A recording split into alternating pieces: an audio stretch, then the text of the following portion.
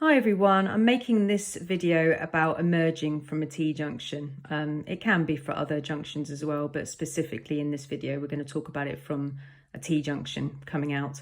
So you can pause this video and read all the information on here if you want, otherwise you can just listen to my voice. So this comes up in lessons all the time. Okay, so your zones of vision when coming out of a junction like this is really difficult.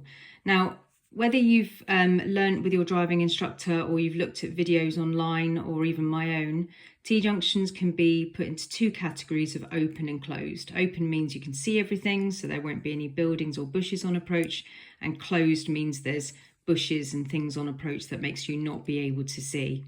So closed can be for any reason. So clearly you've got a bush, a house, which makes you not be able to see onto the road here, but you've also got on this occasion parked cars as well. So they've put lines of parked cars. And then you've got this line here, which is basically showing the line of vision that this blue car can see. Now, all of this blurb here is basically saying that if you can't see enough from the usual give way marker, then you would need to peep and creep, which means you need to very, very carefully move forward. And it's almost like you're moving this line upwards to be the same distance to the parked cars. Because if you were to pause this and read this, if you can't see, then you need to change your position to move forward so you can see. Because if you can't see the people on the road, they can't see you either. So this sort of second picture, you can see that this person is edging forward to improve his zone of vision. So his zone of vision now goes all the way down there and all the way down there. So he's kind of opening the junction himself by moving forward, him being a person, by the way. I'm just giving a sex to this fake person in this car. So zones of vision, if you're not pulled forward enough, are going to be very difficult to see, and you mustn't pull out when it's like this, because otherwise you're going to have guess, luck or hope on your drive, and you do not want guess, luck and hope on your drive. That is really dangerous. You need to be able to know that you can go by taking yourself into really decent positions so you can really analyse the road and make decent decisions about pulling away. I noticed in this road, which I'm just undermarked here, look, assess, decide, act, which is just a really, really fancy way of saying look left, look right, and make sure that it's safe to go. All right, so look, really assess the situation, decide if it's safe, and then go. Now, anything can make a junction closed.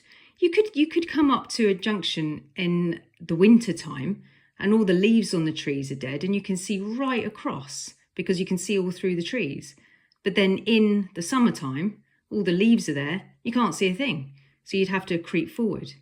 Now, and in these pictures, you can see that quite clearly it's a give way because you've got the dotted line there and underneath it's a double line under there you can just about see. But if it's a stop junction, you would have to stop. But all of this would still be the same. If you can't see, you can't have any guess, luck or hope. So you have to take yourself into a different position to be able to view the road properly. Now, the reason why I'm doing this video and I'm interested in this video today is because I cannot tell you how many times a student, excuse me, how many times a student will very carefully be here. They'll realise that they can't see anything, right? So they'll do this beautiful creep forward, and I'm so impressed. I'm like, wow, your clutch control is really amazing. And they're peeping and creeping and taking themselves up to this kind of imaginary line as far out as the parked cars, because it won't affect these people anyway, because they're overtaking the parked cars anyway. And let's face it, if you can't see them, they can't see you. So if you're very, very careful to move forward, then you can both see each other. You have to be careful about people like coming in here to give way to people. So that's another reason why to go really slowly as well. But the reason why I'm making this video is because the student will peep and creep out really, really carefully. And then when they get out as this far, they'll see the green car, panic, and then they'll pull out. I can't tell you how many times that this happens. It's like they do this gorgeous peep and creep. They see it, you know, I'm panicking, and then they go. What you're supposed to do is peep out, see the car, and stop, because that's the entire reason why you've peeped and creeped in the first place, to see if there's a car. And when there is a car, you stop. So I've spoken to my students lots of times about this over the years, and if I don't emergency stop them, or if we've made it out, we have this very calm conversation afterwards, and I say, you know, what made you want to go once you saw the car? And a lot of them say, well, I was over the line, I was committed. You're not. You're not committed.